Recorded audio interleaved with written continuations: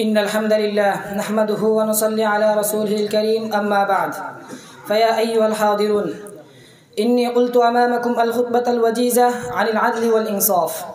العدل هو الإنصاف وإعطاء كل إنسان ما يستحقه، فالعدل لا الحكم بالرأي المجرد أو بما فيه ظلم أحد، وهو الأمر المتوسط بين الإفراط والتفريط. أهمية العدل وأثره في الحياة العامة، وهو أمر ضروري في الحياة الفردية والاجتماعية والوطنية والدولية، فإن كل من الحياة لا تقوم فيها المساواة ولا يمسها الأمن والسلامة، الراحة والطمأنينة، الفوز والفلاح إلا بالعدل والعدالة.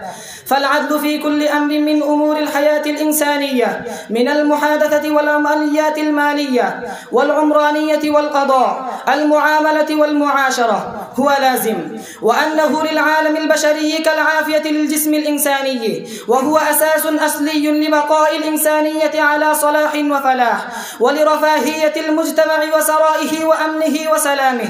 فالعدل أمر بدي لقيام البلاد وبقائها، وبعكسها الظلم هو أكبر سبب لانهدامها وهلاكها. فيا أيها الحاضرون، إن مقام العدل في الإسلام عظيم، وثوابه عند الله كبير، وكل يجب عليه من العدل بقدر مسؤوليته في هذه الحياة، فإنا مأمورون بالعدل مع الله، والعدل مع الله ألا نشرك به شيئا. هذا عدل، لا ندعو الجن والعفاريت، ولا نذبح لشجرة ولا قبر ولا صنم ولا حجر، ولا نستعين بساحر ولا كاهن، كما قال تعالى: وإلهكم إله واحد لا إله إلا هو الرحمن الرحيم. وأيضا مأمورون بالعدل بين الناس، فإذا حكمنا بين الناس أن نحكم بالعدل ولا نظلم، حتى لو كان أحد المتخاصمين قريبا أو حبيبا، سائلا أو تاجرا، حتى ولو كان عدوا ومخاصما، كما قال تعالى: إن الله يأمركم أن تؤدوا الأمانات إلى أهلها، وإذا حكمتم بين الناس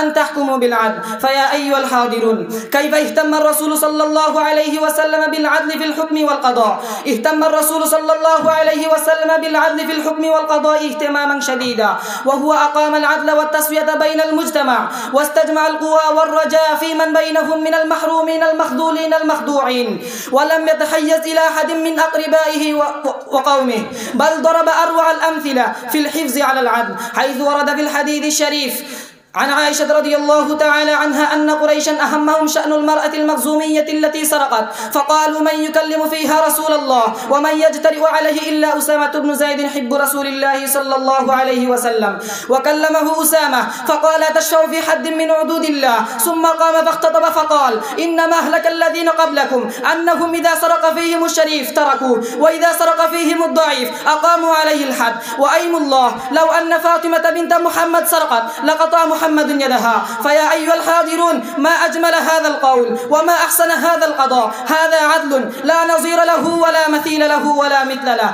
فيا أيها الحاضرون، الواجب على الوالد أن يعدل بين أولاده في العطية وغيرها، وأيضا مأمورون بالعدل بين الورثة، وإلا فيحسد بعضهم بعضا. ويجب على الزوج أن يعدل بين زوجاته، فإنه صلى الله عليه وسلم قال: من كان له امرأتان ومال إلى إحداهما جاء يوم القيامة وشقه مائل، وإن لم يعدل فيتعطل المعاش بينهم. ويجب على المسلم أن يعدل في القول والفعل وسائر الأعمال، فإنه تعالى قال: وإذا قلتم فاعدلوا ولو كان ذا قربى، وإن لم يعدل فيزداد الفساد والحساد ولا ينتقص. أيها الحاضرون، فبالعدل قامت السماوات والأرض، وتحقق الطمأنينة في نفوس البشر، ويتأكد به حقوق الضعفاء والفقراء، ويميل منه الكفرة إلى الإسلام حتى يسلموا، ويأخذ المظلوم حقه ممن ظلمه. فالعدل يساهم مساهمة في الحياة الإنسانية لا بديل عن العدل لسلام الحياة العامة وإبعاد الجور والفساد عن المجتمع. عجبا للناس في المجتمع الراهن، كما نرى أن العدل قد دفن في الظرف الراهن، والناس يسابقون في أكل أموال الناس وهتك أعراضهم وسفك دمائهم، والقضاة يحكمون على أهوائهم. الجور والجهل والضلالة فوق رؤوسهم، وسيادتهم على أيدي أشرارهم، ويأتون الفاحشة بتكبرهم. هذا أوضح أن الإنسان لا يفلح ولا يرتقي ولا يرفع ولا يستريح، ولا يمكن أن توجد المدينة الآمنة إلا أن أهلها متحليا بالعدل والعدالة. فالواجب على المسلم أن يعدل في القول والفعل وسائر الأعمال، وأن يربي حياته بها. وفقنا الله أن نعمل بما سمعنا.